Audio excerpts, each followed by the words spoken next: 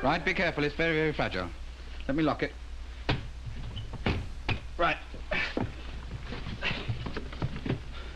My dear handler, I can't tell you how much it upsets me to leave with you looking so wretched and so confoundedly hard up. Wouldn't be so bad if I wasn't going so far away. It's no matter, Herbert. I shall see better days, I'm sure. Oh, no doubt. The question is, have you actually thought of your future? No, I've been afraid to think of it. Well, look here, then.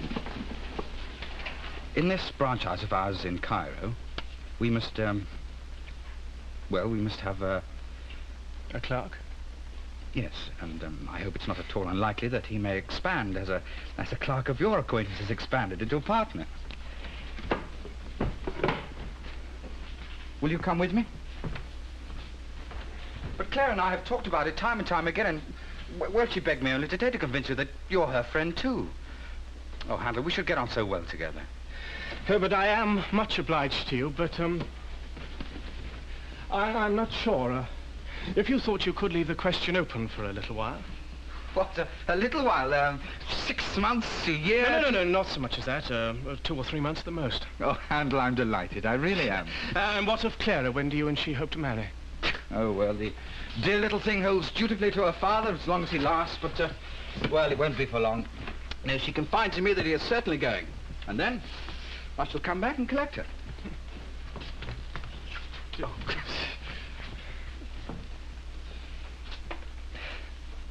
Well, my dear Audley, it's time I was on my way. Now, do think about what I've said. Oh, I shall. Goodbye, dear. Goodbye, Handler. Take good care of yourself. I shall often think of you. Goodbye.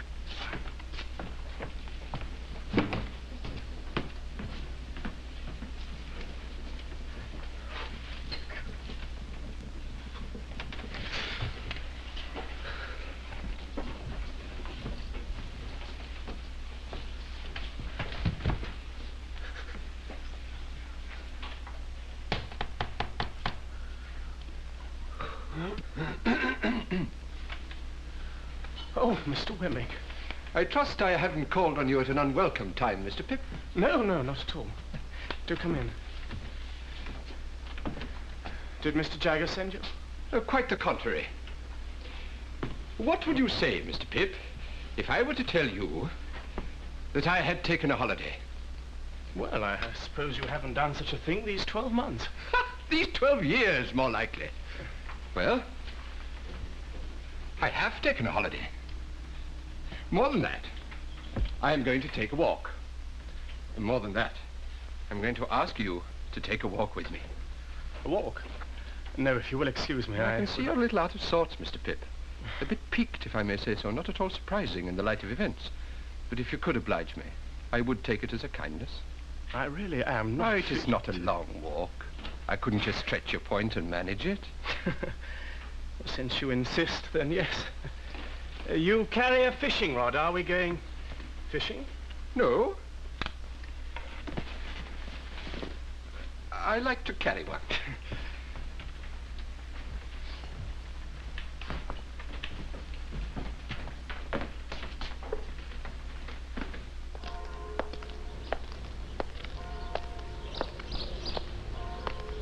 A great pity, Mr. Pip, but that's the law, I'm afraid. Your late friend was a convicted felon, and so all his property was confiscated, which no doubt accounts for your sore straits at this moment. Oh, I don't care about the money, Mr. Wemmick. Even if he had lived. Hello. Here's a church. Let's go in.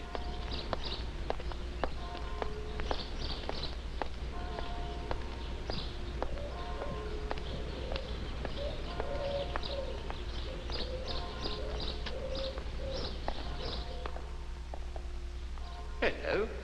Here's a couple of pairs of gloves. Let's put them on.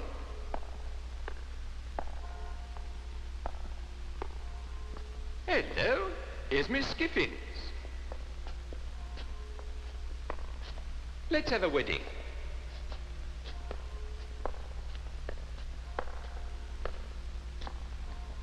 Hello. Here's a ring.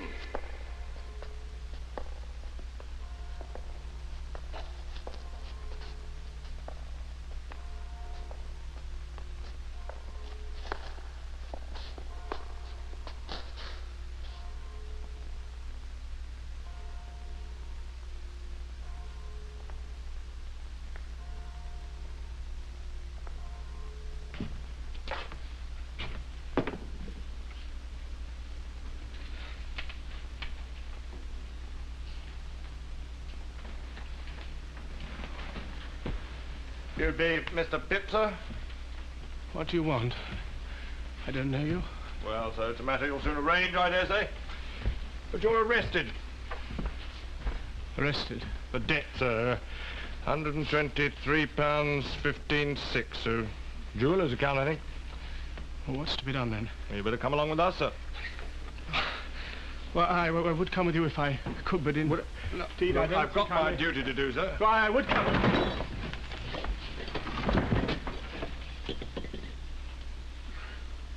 It's Joe. All right, old chap? It's Joe. All right, old chap? Feeling any better, Pep?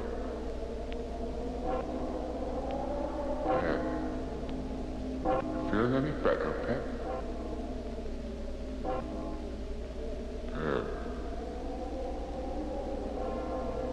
Feel better now, Pep. It's me, Pep. It's Joe. How do you feel now, Pep?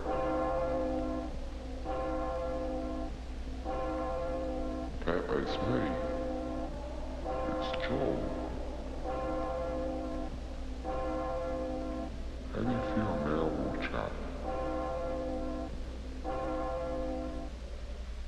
Pep? Do you feel better now, Pep? It's me, Pep. It's Joe. How do you feel now, Pep?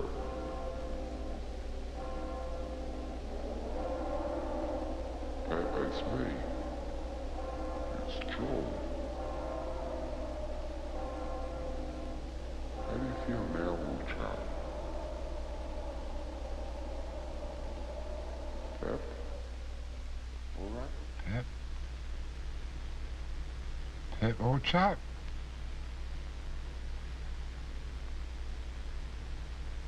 Is it Joe?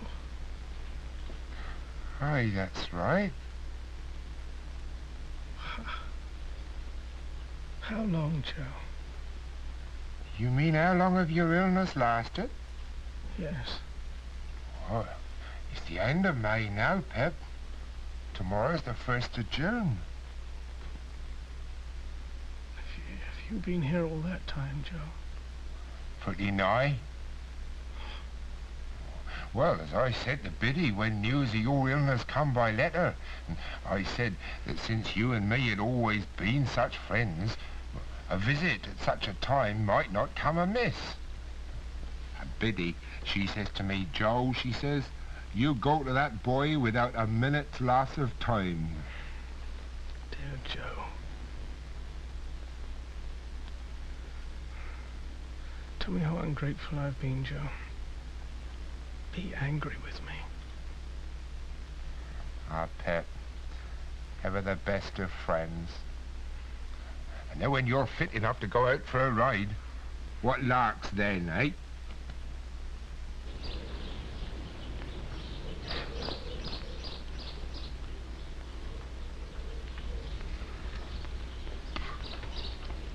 I had a letter from Biddy this morning, Pip. Had you, Joe? Aye.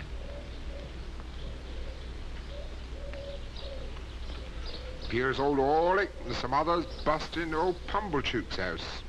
Orlick?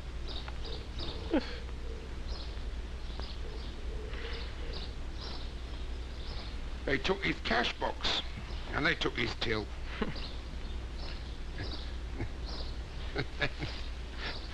Then they drank all his wine, and they ate all his food, and then they slapped his face, pulled his nose, and then they tied him up to the bedpost and stuffed his mouth with flowering annuals to keep him from crying out. Oh, dear. Oh, Pumblechook, he recognised him, though. Orlick's now in the county jail. I can't say I'm sorry to hear that, Joe.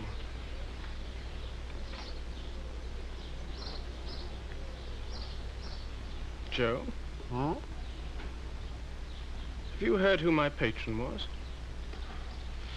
Well, I heard as how it weren't Miss Havisham, Pip. Would you like to hear it, Joe? Ah, look, Pip. There's subjects enough between us without unnecessary ones. I feel thankful that I've been ill, Joe. Ah, well, dear old chap, you're nearly round the corner now, sir. And it's been a memorable time for me, Joe. Likewise for me, too, sir. And we've had times together, Joe, that I shall never forget. Well, we've had some larks. What there's been between us, Pip, there's been.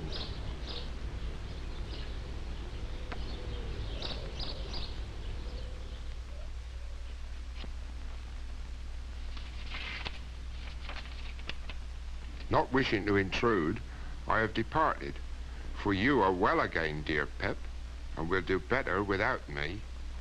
P.S. Ever the best of friends.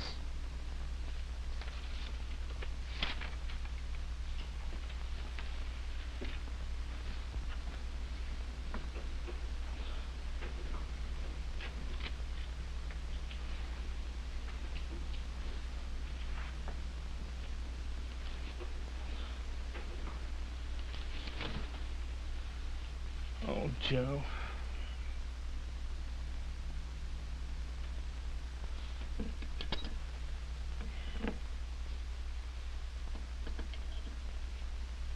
My dear Herbert, I promised that I would let you know my decision concerning the position which you were so kind as to offer me in your branch house.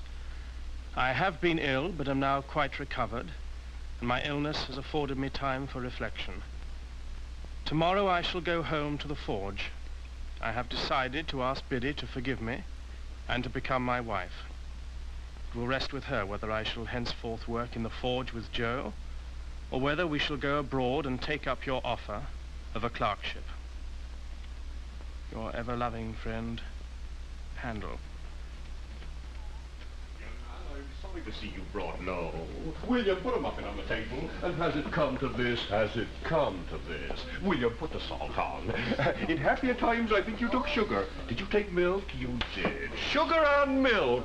William, bring a watercress. Thank you, but I don't eat watercress. You don't eat them, true, the simple fruits of the earth. No, you needn't bring any, William. Little more than skin and bone.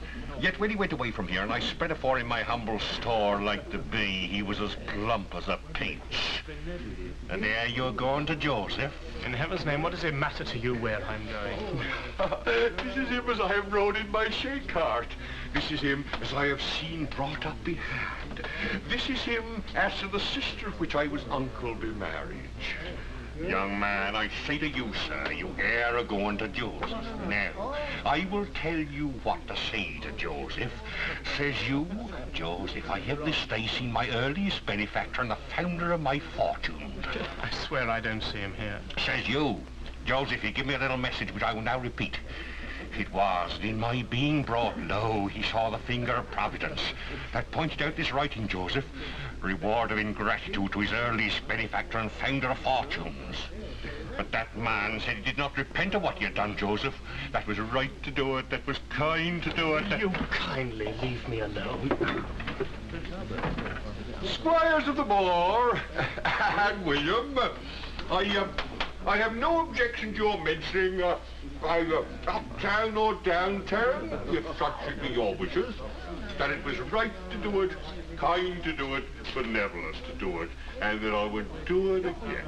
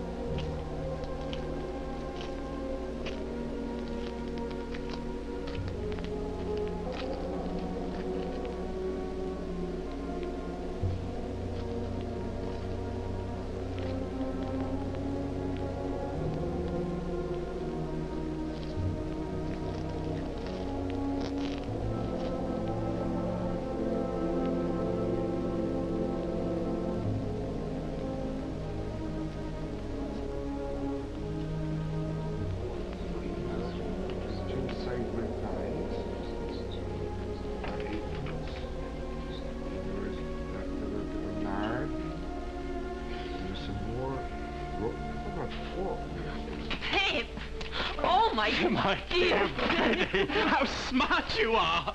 Joe, how smart you are! Why?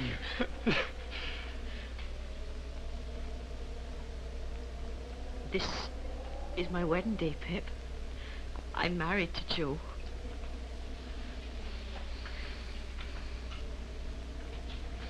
Oh, he weren't strong enough to take that news like that, but we were so pleased. Biddy, you have the best husband in the whole world, and I'm sure you couldn't love him better than you do. No, I couldn't. And you, my dear Joe, have the best wife in the whole world, and she will make you as happy as ever you deserve to be. The reason I came here today was to say goodbye. I have to leave within the hour, for I'm soon going abroad. I shall never rest until I've worked for that money with which you kept me out of prison. If I could repay it 1,000 times over, I could not cancel a farthing of the debt I owe to you both. And now,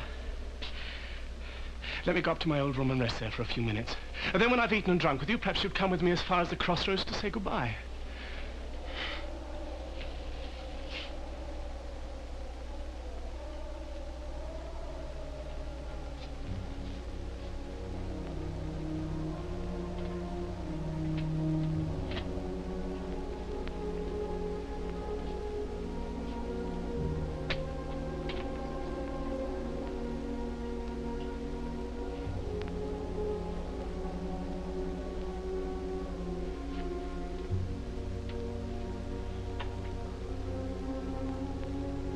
So it was that I went to Cairo to become a clerk with Clarriker and Company. I lived happily with Herbert and Clara, and I repaid my debts. After 8 years, I became the third partner in the firm, and it was 11 long years before I again set eyes on Joe and Biddy.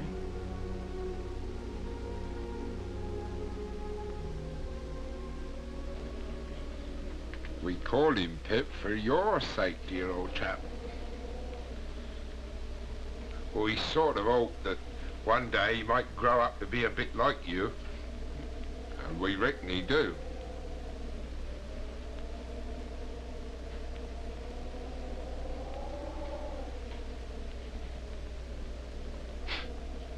Biddy, you must give Pip to me one of these days, or lend him at all events. No, you must marry. Oh, so Herbert and Clara say, but I don't think I shall, Biddy.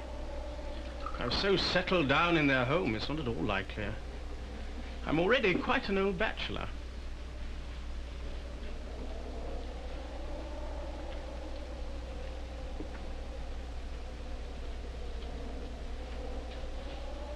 Dear Pip, are you sure you don't fret for her? No, I think not, Biddy. Quite forgotten her? Biddy, I've forgotten nothing in my life that ever had a foremost part there, but that poor dream, as I once used to call it, has all gone by. Have you heard of her? Yes. They say her husband treated her with great cruelty and that she has separated from him. And 2 years ago, he died from an accident. Perhaps this evening, for her sake, I shall go over and have a look at the old house. Which I mean to say, Pip, if it's Miss Havisham's house you're thinking of visiting, well, it ain't there no more. Not there, Joe. It's all gone. Nothing left but the walls of the garden. It's all pulled down.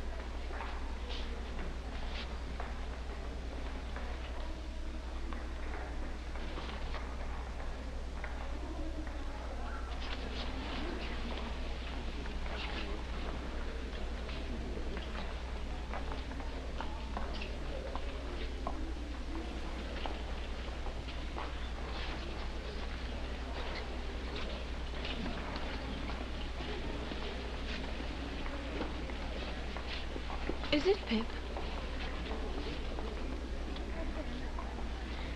Stella. I wonder you know me. Oh, I know you, but I can't believe it is you. After so many years to meet again.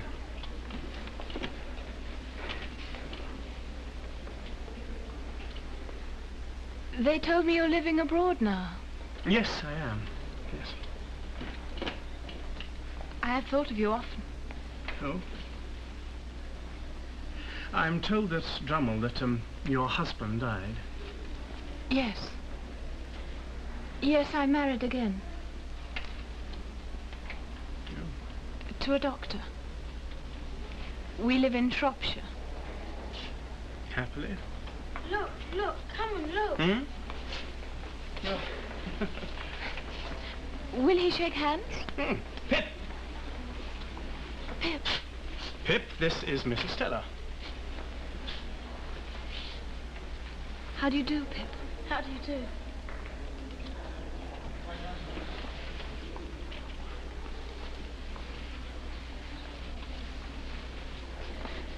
I must go now. Goodbye. Goodbye, Stella.